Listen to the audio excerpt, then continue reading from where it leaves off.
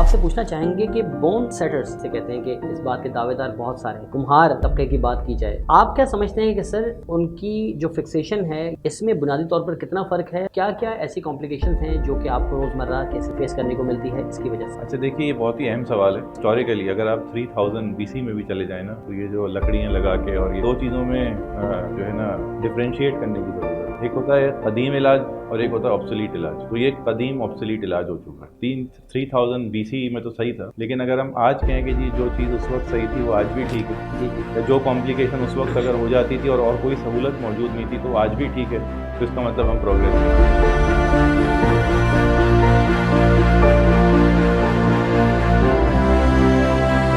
अस्सलाम वालेकुम। चैनल 99 पर प्रोग्राम है हेल्थ इज लाइफ और मैं हूं यासिर अब्बास। जी तो दोस्तों, कैसे हैं आप? उम्मीद करता हूं कि जहां कहीं भी होंगे बखैर आफियत होंगे और साथ ही साथ अपनी ज़िंदगी भरपूर अंदाज से गुजार रहे होंगे। नाज़रीन, आज हमने जिस मौजू का इंतखाब किया है, जिस अहम तरीन मौजू का इंतखाब किया है, वो है बोन सेटर्स, यानी कि हड्डी को बिलतरतीब अच्छे तरीके से कैसे जोड़ा जाए और इनकी कॉम्प्लिकेशंस को कैसे दूर किया जाए। और बिलखुसूस हैंड सर्जरी और अपर लिम्ब सर्जरी के हवाले से भी बात होगी। बहुत ही इंपॉर्टेंट ये प्रोग्राम होने जा रहा है और आज इन मौज़ूआत पर गुफ्तगू के लिए आज हमने मदऊ किया है हमारे बहुत ही खास मेहमान professor doctor Syed Kamran Ahmed, head of department orthopaedic surgery, Indus hospital Karachi. तो आइए दोस्तों, इनसे बात करते हैं। अस्सलाम वालेकुम सर। वालेकुम अस्सलाम। डॉक्टर साहब कैसे हैं आप?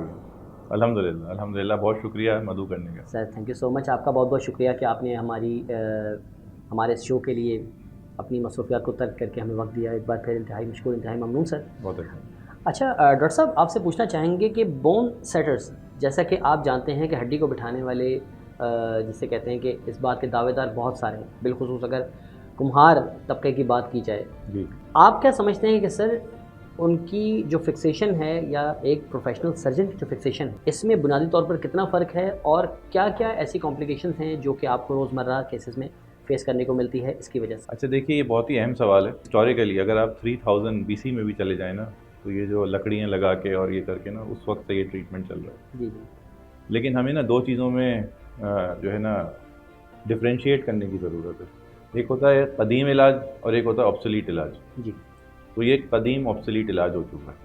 3000 BC में तो सही था, लेकिन अगर हम आज कहें कि जी जो चीज़ उस वक्त सही थी वो आज भी ठीक है, जी जी। या जो कॉम्प्लिकेशन उस वक्त अगर हो जाती थी और कोई सहूलत मौजूद नहीं थी तो आज भी ठीक है, तो इसका मतलब हम प्रोग्रेस नहीं। आपको भी पता है कि ये एक बहुत ही आम चीज़ है कि जी बोन सेटर्स हैं। जनरल वो ये है कि भाई वहाँ जाने से हड्डी जुड़ जाती है। सर वो सस्ता भी है इवन।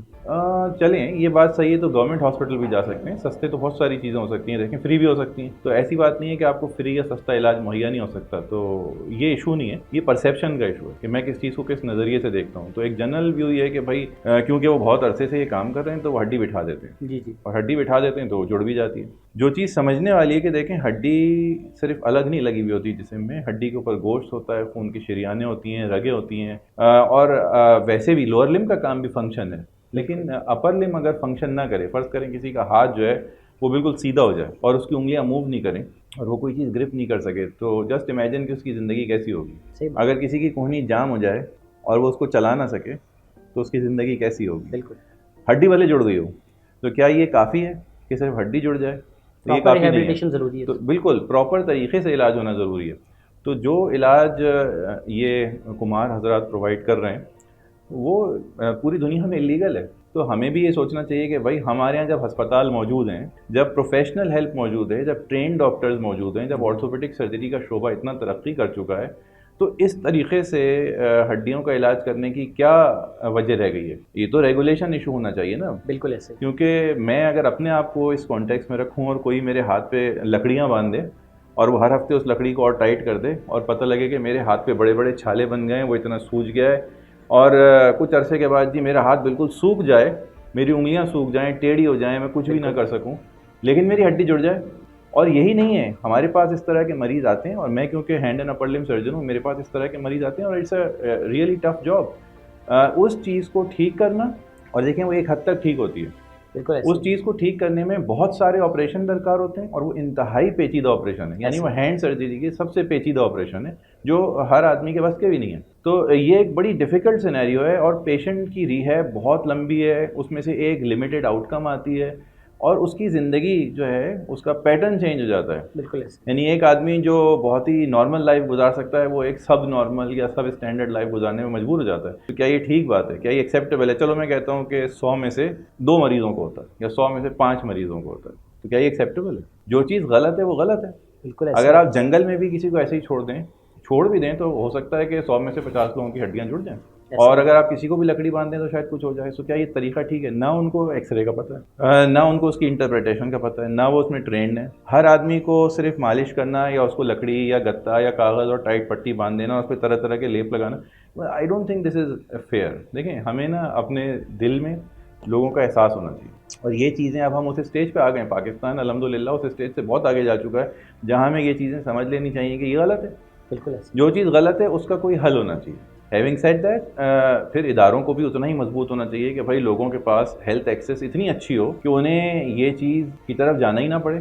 और मेरे ये सब कहने का मकसद ये कि देखें, लोगों को अवेयरनेस भी होनी चाहिए। जाहिर सी बात है, मैं कहीं गया और हो सकता है कि मैं अच्छा हो गया तो मुझे ऐसा लगेगा कि वो बहुत अच्छा है। जाहिर सी बात है, मैं तो एक मरीज़ हूँ ना, मुझे नहीं पता कि आगे लोगों को क्या हो रहा है। बिल्कुल ऐसे। मैं क्योंकि सर्जन हूँ, मुझे पता है कि मेरी हर क्लिनिक में 2-3-4 मरीज़ ऐसे आते हैं जिनके हाथ बिल्कुल ख़राब हो गए होते हैं और जिनकी कई सर्जरीज होनी होती हैं और बहुत लंबी पेचीदा सर्जरीज होनी होती हैं। मेरे लिए ये कोई बहुत प्लेजर नहीं है, मुझे मज़ा नहीं आता, मुझे उससे तकलीफ होती है। और कुछ लोग ऐसे भी हैं जिनके हाथ कट भी जाते हैं, कुछ ऐसे भी हैं जिनके हाथ मतलब बिल्कुल बेकार हो जाते हैं और वो रिकंस्ट्रक्टेबल भी नहीं होते। सर अब गैंग्रीन आप भी तो बन जाता है ना कई बार, गैंग्रीन भी तो बन जाता है। बिल्कुल बन सकता है और ऐसा हुआ भी है कि आपको मजबूरन काटने पड़े।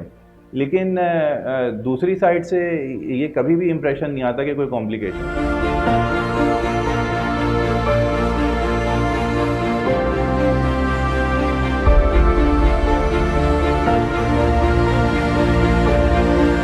सर आप ही की बात को आगे बढ़ाऊंगा और बल्कि ये बात मतलब 2-3 पॉइंट्स मैंने अपने जहन में जमा किए हैं। मैं चाह रहा था कि आप से मैं ये बात करूं। डॉक्टर उमर भट्ट इस वक्त जो वो हैं मिनिमल इन्वेसिव सर्जन भी हैं, इस हवाले से आप जानते होंगे क्योंकि यूके से तशरीफ़ लाते हैं यहाँ पर। तो सर यकीन जानिए कि उनके ही मुँह के ये अल्फाज भी हैं कि यार मैं हैरान होता हूँ इस बात पर कि जहाँ मैं गोल्ड स्टैंडर्ड सर्जरी यहाँ पर करने की और यहाँ पर मैं टेक्नोलॉजी लाने की कोशिश कर रहा हूँ तो यहाँ पर अभी भी छेनी और हथौड़ा इस्तेमाल हो रहा है। बिल्कुल उनकी बात ठीक है। इशू वो नेक्स्ट लेवल का इशू है, क्योंकि देखें हमारे यहाँ पे जो हेल्थ सर्विसेज है ना वो आहिस्ता आहिस्ता डेवलप हो रही हैं। हम उससे अगर किसी वेस्टर्न कंट्री से कंपेयर भी करें तो बहुत सारी ऐसी चीज़ें जो यहाँ वैसे ही मिसिंग होती हैं, तो डेवलप होने में टाइम लगता है और वो बड़ी एफर्ट करें, अच्छी बात है। जी जी। और चीज़ें डेवलप भी हो रही हैं। फिर कुछ चीज़ें ऐसी होती हैं जिनमें जैसे आप मिनिमली इन्वेसिव कह रहे हैं कि ज़रूरी नहीं होता कि मिनिमली इन्वेसिव अच्छी हो, तो वो अगर मैं भी बैठूँ ना किसी के साथ तो हो सकता है कि मेरा कोई इख्तलाफ हो, मैं कहूँ नहीं ऐसे ज़्यादा अच्छा वैसे अच्छा, लेकिन दैट इज़ वो 2 पढ़े लिखे लोगों का इख्तलाफ है। सारी दुनिया में होता है बिल्कुल ऐसे कि भाई मैं कहता हूँ ये चीज़ ऐसे अच्छी होती है, आप कहते हैं मेरे पास कोई 2 पॉइंट होते हैं, उनका 2 पॉइंट इख्तलाफ होते हैं। भी लेकिन मैं हुस्न तो उस चीज़ की बात कर रहा हूँ, उस चीज़ की बात कर रहा हूँ जिस पे पूरी दुनिया में कोई इख्तलाफ ही नहीं है इख्तलाफ ही नहीं कि भाई एक चीज़ है जो कि मुत्तफ़िक़ है, अलग चीज़ है कि भाई ये गलत है, ठीक है। वो हमारे यहाँ पे कैसे राइज है? वो हमारे यहाँ इसलिए राइज है क्योंकि उसे रोकने वाला कोई नहीं। अच्छा डॉक्टर साहब ये आपसे पूछना चाहूँगा कि एक बहुत ही जिसे कहते हैं कि हैरान कर देने वाली एक चीज़, और मेरे नज़दीक तो ये है कि जो आम फहम, क्योंकि मेरी कोशिश होती है कि सवालात पूछे जाएं, वो ये है कि अमूमी तौर पर लोग एक चीज़ जिसे कहते हैं जंगला, एक तो आप मुझे ये बताइएगा कि उसका बेसिक जो मेडिकली टर्म में नाम है वो क्या है, क्योंकि अमूमी तौर पर यही मशहूर है। आपसे ये भी पूछना चाहूँगा कि इसके फ़वाइद क्या हैं, यानी इसके पीछे हिकमत क्या है? अच्छा देखिए, जो जंगला जैसे आप कह रहे हैं वो हमारी टर्मिनोलॉजी में एक्सटर्नल फिक्सेटर कहलाता है। तो एक्सटर्नल फिक्सेटर एक ऐसी डिवाइस है जो जिस्म के अंदर नहीं लगी हुई होती, कुछ पिन्स होती हैं जो कि लगी हुई होती हैं, वो लोअर लिम्ब में भी लग सकता है, अपर लिम्ब में भी लग सकता है, और उसके बाहर एक फ्रेम होता है। अच्छा, अब वो फ्रेम की कैटेगरीज हैं। जैसे आम ज़बान में लोग जंगला कहते हैं, वो एक सर्कुलर फ्रेम होता है जो इलिज़ोरॉफ कहलाता है, लेकिन यूनिप्लेनर और बाईप्लेनर फ्रेम्स भी आते हैं, वो भी एक्सटर्नल फिक्सेटर्स ही हैं। तो इलिज़ोरॉफ भी एक एक्सटर्नल फिक्सेटर है जो कि मल्टीप्लेनर फिक्सेटर। देखिए बहुत फ़ायदेमंद चीज़ है, लेकिन अगेन बात यही होती है कि उसका फ़ायदा सिलेक्टिव है। डॉक्टर साहब ये बताइए कि नॉर्मली मैंने देखा है कि गन शॉट के केस में भी बाज़ औक़ात जैसे कंधे में अगर गोली लग जाए तो उसमें भी यूज़ होता है ये? यूज़ हो सकता है, डिपेंड करता है कि उसको लगाने की जगह कितनी है। कंधे के नज़दीक यूजुअली इतनी जगह नहीं होती। डॉक्टर साहब मिसाल के तौर पे अगर कंपाउंड फ्रैक्चर्स की हम बात करें कि हड्डी अगर जगह जगह से टूटी जी। तो आया कि उसमें भी जस्ट रिकंस्ट्रक्शन ही आखिरी ऑप्शन है या कुछ और भी हो सकता है उसका? देखिए जब हड्डी बहुत सारी जगहों से टूट जाती है ना, तो एक लाइकली चांस ही होता है कि वो प्लस्तर लगाने के लिए फीजिबल नहीं होती यूजुअली।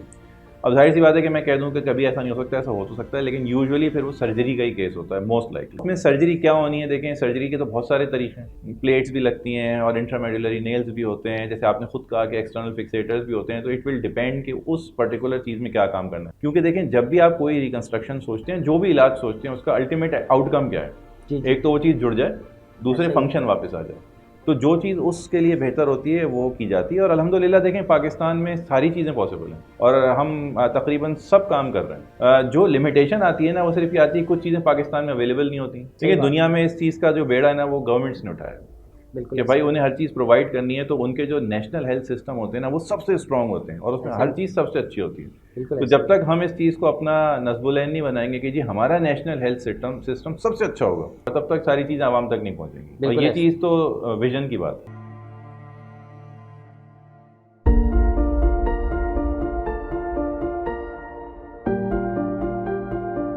किसी भी हॉस्पिटल में बोन बैंक का होना कितनी अच्छी बात है। बहुत अच्छी बात है, बल्कि बहुत ज़रूरी बात है, लेकिन देखें बोन बैंक क्रिएट करना इज़ नॉट दैट सिंपल। हमने अपना एक बोन बैंक क्रिएट किया है जो बहुत जल्दी फंक्शनल हो जाएगा अल्हम्दुलिल्लाह, माशाल्लाह। लेकिन उसके लिए ना बहुत रिक्वायरमेंट्स होती हैं। कुछ उसकी लीगल रिक्वायरमेंट्स हैं, कुछ उसकी जो है लॉजिस्टिक रिक्वायरमेंट्स हैं, जो इतनी सिंपल नहीं है कि भाई आप कहें कि जी बस मैं कोई चीज़ खड़ी कर दूंगा, कहीं फ्रिज रखूंगा और हो जाएगा। अदर सिद्दीकी क्योंकि इस बात को बहुत अच्छी तरह जानते हैं, तो ये बहुत ज़रूरी चीज़ है। जब बोन डिफेक्ट्स आते हैं हमारे पास, चाहे वो निचले धड़ के हों चाहे वो ऊपर के धड़ के हों, जब आपको कोई बोन चाहिए होती है तो उस वक्त उसका ना मिलना एक बड़ा मसला है। तो अगर आपके पास बोन बैंक हो और आपके पास ऑलरेडी कुछ हड्डियाँ मौजूद हों और वो उसका सारा सिस्टम हो चुका हो और वो इस्तेमाल के लायक हो किसी दूसरे आदमी में, वो तो बहुत बड़ी ब्लेसिंग है।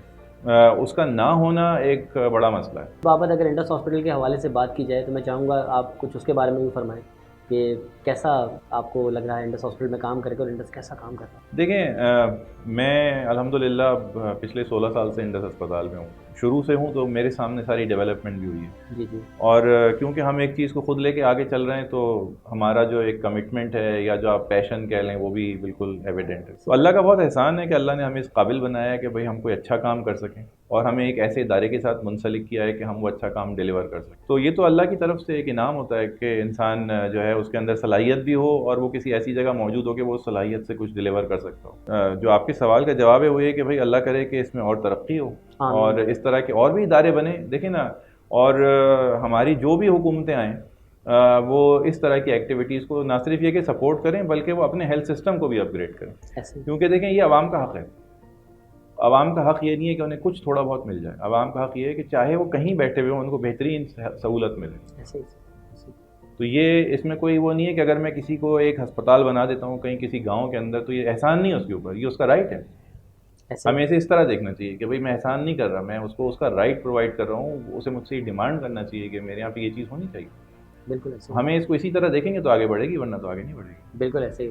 अच्छा सर, मैं आपसे पर्सनली ये भी रिक्वेस्ट करूँगा कि आप एक बार प्रोफेसर अब्दुल बारी साहब से भी कह देंगे टाइम निकाल कर मेरे शो में भी आ जाएं। देखें इस तरह की रिक्वेस्ट मैं तो नहीं पूरी कर सकता, आप उनसे खुद ही कह सकते हैं, वो तो माशाल्लाह आपकी बात अगर रखेंगे तो ज़रूर आएंगे, क्यों नहीं आएंगे, लेकिन ये कि बहुत बिजी हैं फादर। जी जी बिल्कुल बिल्कुल ऐसे ही।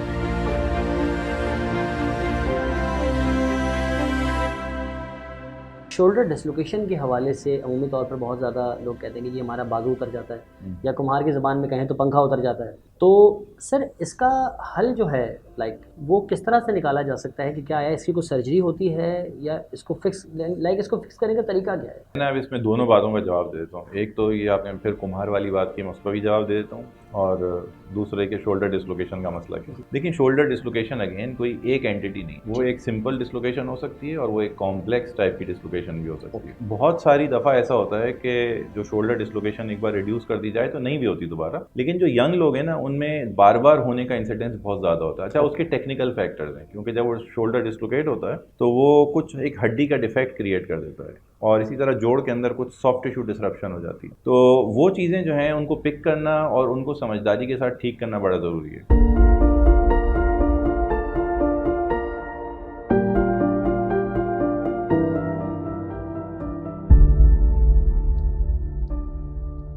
क्योंकि इस वक्त हम अपने प्रोग्राम के आखिरी हिस्से में हैं, तो मैं ये चाहूँगा सर कि कोई ख़ास पैगाम जो आप हमारे नाज़रीन को देना चाहें। इसमें कोई शक नहीं है कि जो फ्रैक्चर्स होते हैं उनमें प्लास्टर लगता है, जब आप किसी हॉस्पिटल भी जाते हैं ना, तो जब प्लास्टर लगता है तो उसका एक तरीक़ा है, उस तरीक़े से आपको प्लास्टर लगाया जाता है और फिर आपको कुछ प्रिकॉशंस बताई जाती हैं। फॉर इंस्टेंस कि जी अगर प्लास्टर लगा हुआ है, अगर आपको हाथ में दर्द होने लगे ज़्यादा, तो आप वापस अस्पताल तशरीफ़ लाएँ, इमरजेंसी में आएँ, ताकि अगर उस प्लास्टर को रिमूव करने की ज़रूरत है तो रिमूव किया जा सके। ये नहीं कि आप दर्द बर्दाश्त करते चले जाएँ। आपको ये बताया जाता है कि आपको अपनी उंगलियां चलानी है, हाथ खोलना है, हाथ बंद करना है, और ये एक इंडिकेशन है कि अगर आप ये काम कर पा रहे हैं तो सब ठीक है। जब प्लास्टर लगता है तो आपको प्रिकॉशंस बताई जाती हैं कि भाई ये प्रिकॉशन हो तो वापस आ जाए। और फिर प्लास्टर लगना कैसे, उसकी पोजीशन क्या होनी है, वो कहाँ से शुरू होना है, कहाँ खत्म होना है, ये एक एक्सपर्ट का काम है। जाहिर सी बात है जो इदारे काम कर रहे हैं, ये अवेयरनेस होनी चाहिए कि भाई ये एक इम्पॉर्टेंट और एक पेचीदा काम है और इस काम के लिए आपको हॉस्पिटल जाना चाहिए। तो आप फैसिलिटीज़ क्रिएट करें, बजाय इसके कि एक एक्टिविटी जो गलत है, जो सबके सामने हो रही है, उसको रोकें। तो कोई तरह कोई तरीका तो होगा ना, लीगल रेगुलेटरी इश्यूज़ तो होने चाहिए। डॉक्टर साहब, आपका बहुत बहुत शुक्रिया कि आपने अपनी मसरूफियात में वक्त निकाला। एक बार फिर इंतहाई मशकूर, इंतहाई ममनून सर कि आपने अपना कीमती वक्त हमें दिया। बहुत एहसान जी, बहुत शुक्रिया, बहुत शुक्रिया। जी हाँ नाज़रीन, ये थे professor doctor Syed Kamran Ahmed, head of department orthopaedic surgery, Indus hospital Karachi.